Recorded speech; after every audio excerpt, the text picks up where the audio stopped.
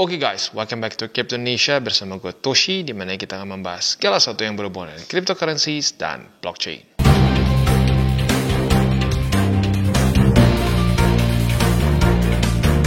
Oke, dan sekarang kita akan masuk ke pembahasan mengenai meme coins. Dalam 24 jam terakhir terjadi pump sebesar 6,67% untuk semua market cap dari meme coins ya. Kita bisa di sini untuk Dogecoin terjadi pump sebesar rally lah masuknya ya, rally sebesar 4,67, Shiba Inu terjadi rally sebesar 4,67% dan PP ngepump 12,76% ya. PP ini bisa dibilang cukup aneh secara TA ya, di mana Doge, Shiba itu cenderung sudah minus dalam 7 hari terakhir, PP masih profit sebesar 5,46%. Ya, bisa dibilang cukup cukup unik juga karena beberapa alts lain masih cenderung merah begitu ya. Lagi-lagi seperti yang gue sudah pernah bahas di beberapa pembahasan meme coins gue sebelumnya, bahwa meme coins di cycle ini cenderung lebih tahan banting dibandingkan dengan cycle sebelum-sebelumnya ya. Nah, tapi sebelum kita mulai, seperti biasa gue akan disclaimer dulu bahwa semua konten di TCI bukanlah financial advice. Ini semua bentuknya adalah edukasi ya. Oke, langsung kita masuk dulu. Yang pertama adalah PP. PP kita bisa lihat ya dari week tertinggi kemarin di Maret ya, tanggal 14 kemarin.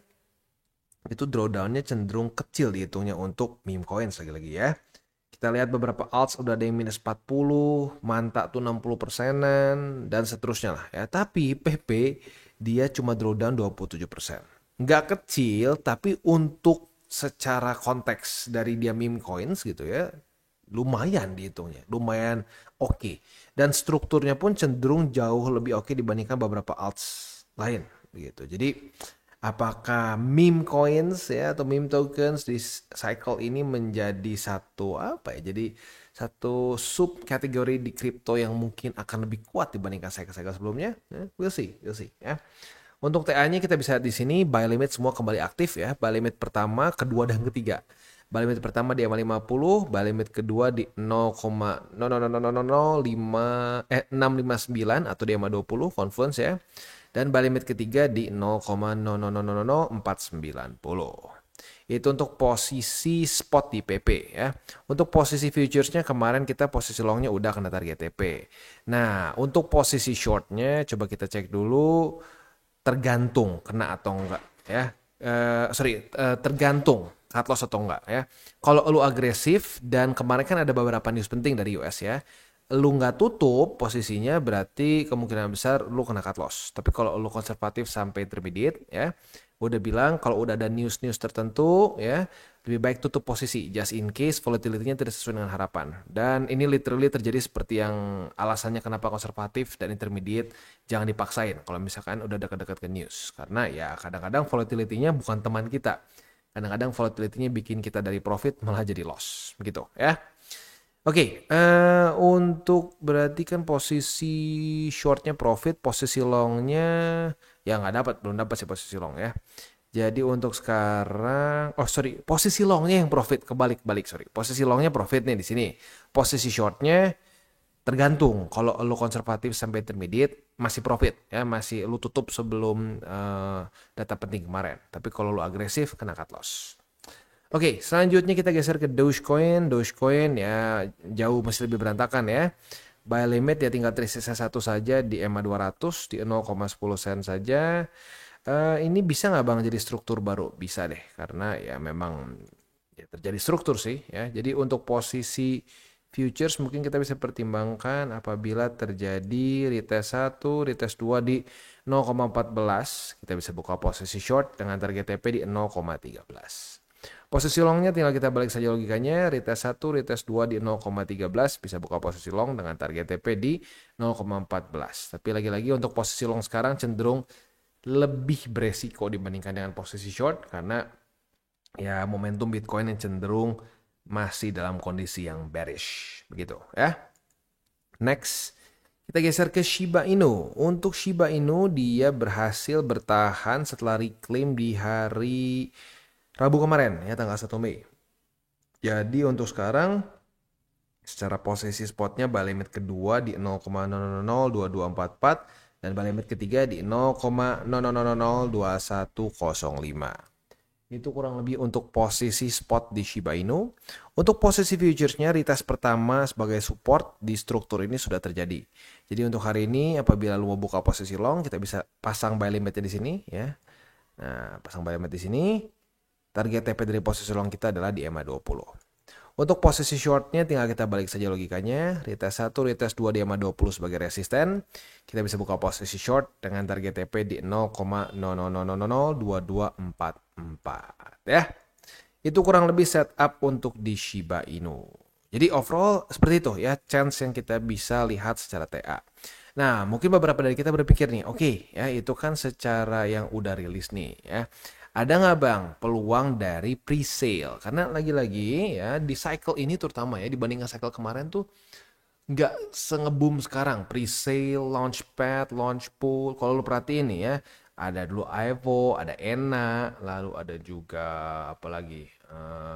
Ya termasuk Manta juga ya dulu ya, Manta, lalu Render dan seterusnya ya.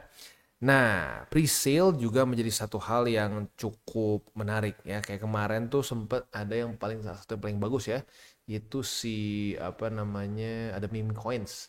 Namanya itu Sponge ya. V1 itu sampai rilis di Maxi, rilis di Gate dan macam-macam lagi ya. Nah, jadi lagi-lagi buat lo yang mungkin ngerasa kalau misalkan meme coin sih lebih mantep kita dapat sebelum dia launch. Nah, ini salah satunya yaitu namanya Winner AI ya. Winner ini sebenarnya sejenis anjing ya, anjing yang lumayan panjang itu sebenarnya winner ya. Oke. Ya pokoknya bentuknya kayak gini kurang lebih ya. Nah jadi mereka itu sebenarnya menggabungkan meme coins dengan AI kalau gue lihat ya. Nah mereka bentuknya masih pre-sale, masih dalam 2 hari lagi baru masuk ke stage yang selanjutnya. Cara belinya gimana? Gampang banget, tinggal lo konekin saja wallet, lo bisa pilih mau pakai apa. MetaMask, pakai Coinbase wallet nggak terlalu banyak ya. Ya bisa cari-cari lain lah. Tapi paling gampang sih pakai MetaMask ya.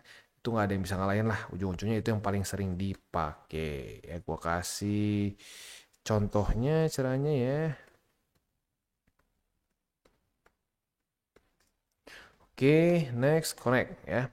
As easy as that, lo bisa pilih mau pakai Ethereum, USDT atau juga bisa pakai BNB di sini ya. Paling gampang sih tetap pakai kripto ya. Kalau pakai card, gue nggak pernah coba sih. Kayaknya mungkin lebih ribet lah ya. Jadi gue nggak terlalu sarankan. Nah, selanjutnya kalau kita di sini stake-nya itu udah lumayan banyak sih ya. 996 juta stake, Y token yang sudah di stake ya. Itu 67% dari total supply mereka di stake. Ya. Dan kalau kita di sini stakingnya sendiri pun secara persentase besar. Nah, lagi-lagi kalau untuk staking ini tergantung lo sih ya. Kalau lo ngerasa bahwa wah meme coins masih punya banyak peluang nih untuk bisa lanjut lagi rally, ya silakan boleh. Tapi ya kalau lo mau berpikir lebih ke jangka pendek, ya bisa juga sih kita tunggu aja sampai listing dia ngepump, nah lo bisa pertimbangkan untuk mulai ya tempe dikit-dikit gitu ya.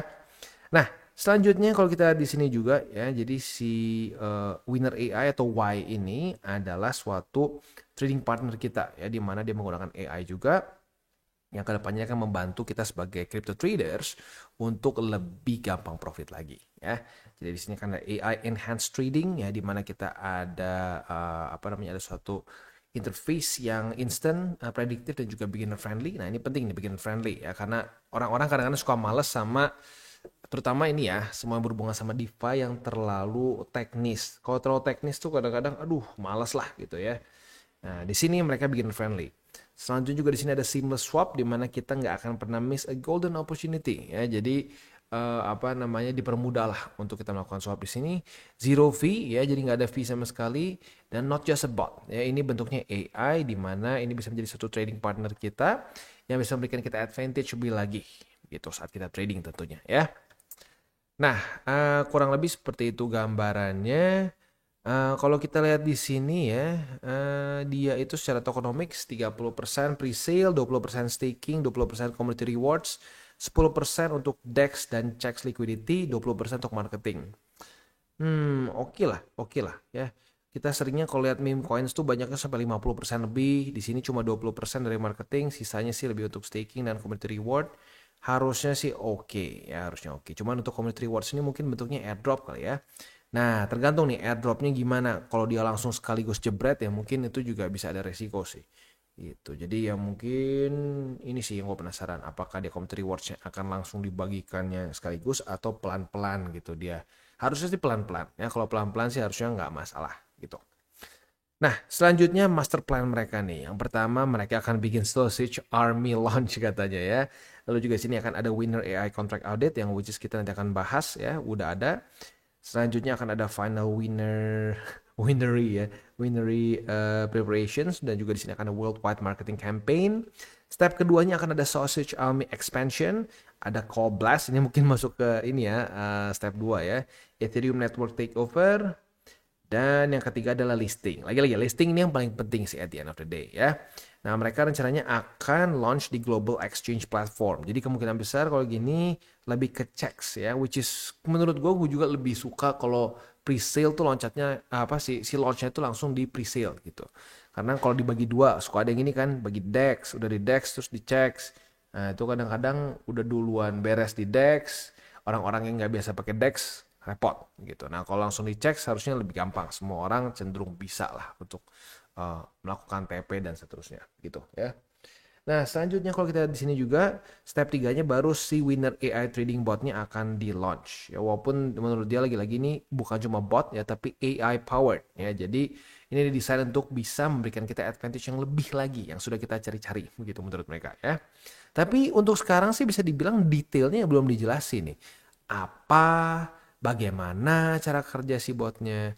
For now, makanya kalau gua pribadi sih ngeliat ini menjadi suatu apa namanya kesempatan tetapi lebih ke jangka pendek ya, which is nanti saat dia sudah beres nih ya, dia udah sampai masuk ke tahap step berapa berarti step 3 gitu ya, dia udah launch. Nah, setelah dia udah launch lo bisa pertimbangkan untuk mulai taking profits gitu ya, karena lagi-lagi untuk pre-sale ini sendiri adalah satu peluang gitu ya.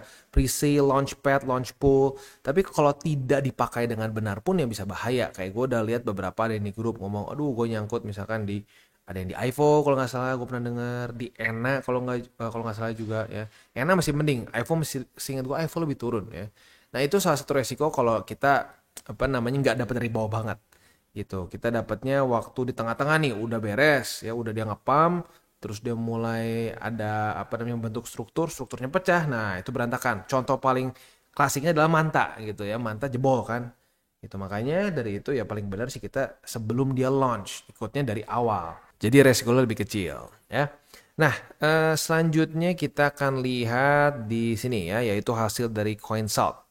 Jadi audit resultnya itu menunjukkan bahwa dia tidak ada mint function ya. Di sini merefer ke creation new tokens ya. Jadi tidak akan kita kesannya tuh apa namanya token yang udah di vesting misalkan dibuat baru terus di dump ke market. Itu enggak menurut si CoinSalt. Selanjutnya no blacklist. Ini juga salah satu cara klasik yang lumayan gile sih ya.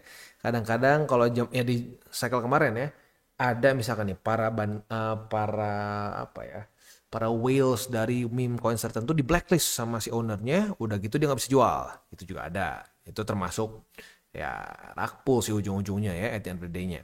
Nggak bisa juga honeypot ya, di mana honeypot ini juga cara klasik ya, di mana semua holdersnya nggak bisa menjual aset mereka. Di sini juga nggak ada option buat honeypot, which is good ya. Nggak ada juga high sell fees ya, di mana ini juga membuat orang-orang nggak bisa jual. Dan tradingnya pun sudah enabled ya. Overall menunjukkan bahwa oke ya, overall oke. Nah, isu yang cuma ketemu satu di sini aja dan itu low risk begitu ya. Buat lo yang pengen lihat detailnya lebih dalam silahkan bisa cek langsung ke konsulnya aja gitu. Nah, selanjutnya ke white paper. Untuk white paper ini sendiri ya di sini dijelaskan apa namanya sebenarnya apa sih kegunaannya ya. Nah, kegunaannya sendiri itu adalah untuk menjadi AI enhanced trading tools ya, di mana ini dibuat menjadi lebih beginner friendly, lebih prediktif dan seterusnya. Tapi kalau gua baca dari si ininya sendiri sih belum ada spesifik dia membahas si teknologinya seperti apa sih gitu. Jadi makanya kalau gua sekarang lihat dari kondisinya sih ya lebih ngelihat ke ya sudah saat dia sudah listing lu ada profit jangan serakah aja intinya sih ya, udah biasa lah, udah hafal ya.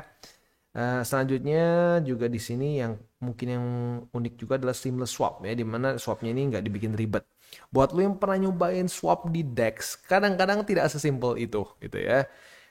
Jadi apalagi buat yang biasa trade-nya atau swapnya di checks gitu kadang-kadang aduh repot. Nah, ini dia mungkin pengen ngebuat si swap ini jauh lebih simple ya dengan versi mereka lah gitu ya dan zero fees.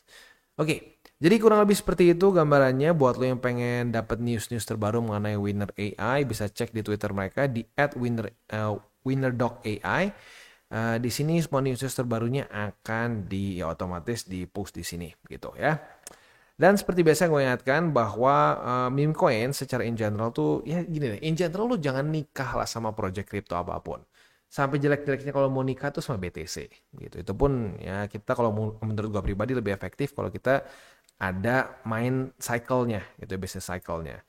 Nah, tapi ya intinya jangan sampai ada kayak di cycle kemarin tuh ya, kayak contohnya dulu ada Buff Doge lah, ada aduh apa lagi lah dulu pokoknya temanya anjing deh, gue sampai lupa gitu. Ada beberapa banyak ya, ataupun contoh kasus lagi yang lain adalah Metaverse di Indonesia ya, banyak banget tuh dulu ya token-token yang mereka nggak mau disebut meme coins katanya ada utility-nya, tapi ya sampai sekarang nggak kemana-mana juga gitu dan udah ngedam. Nah jangan sampai kawin sama project-project apapun juga gitu. Jadi lu harus ngelihat objektif, lihat objektif, lu punya plan, lu punya target. Nah harusnya kalau kayak gitu sih aman. Yang paling serem itu adalah orang main beli-beli ngasal nggak tahu apa, dibilang pokoknya ini akan menggantikan Bitcoin, menggantikan Ethereum. Nah, itu serem. Jangan ikutan kultus-kultus seperti itu, ya. 3 golden rule, jangan lupa. Jangan pakai uang panas, jangan over leverage, dan berpikirlah jangka panjang. Adopsi 3 aturan ini, probability lo untuk very profitable semakin besar. Ya, bukan tajir melintir. Gue sih nggak mau lah. Wah, nanti Lambo lu warna apa? Atau wah, nggak lah. Jangan kayak gitu deh. Lu fokus ke porto lu aja. Porto lu meningkat, itu tujuan utama. Dan buat kalian yang belum nonton DCWT atau Daily Charting with Toshi, bisa klik di sini, di mana kita akan daily chart your favorite cryptocurrencies. Dan buat lo yang belum mengerti juga mungkin mengenai chart, candles, dan hal-hal lain, bisa juga klik di sini, ada tutorials with Toshi. Dan buat lo yang pengen mendukung TCI, salah satunya bisa menggunakan link reflektor di bawah. Dan jangan lupa juga untuk join Telegram group, di mana kita bisa ngobrol-ngobrol santai mengenai dunia cryptocurrency secara 2 arah. So jangan lupa untuk like, subscribe, click the bell icon, and see you on the next video.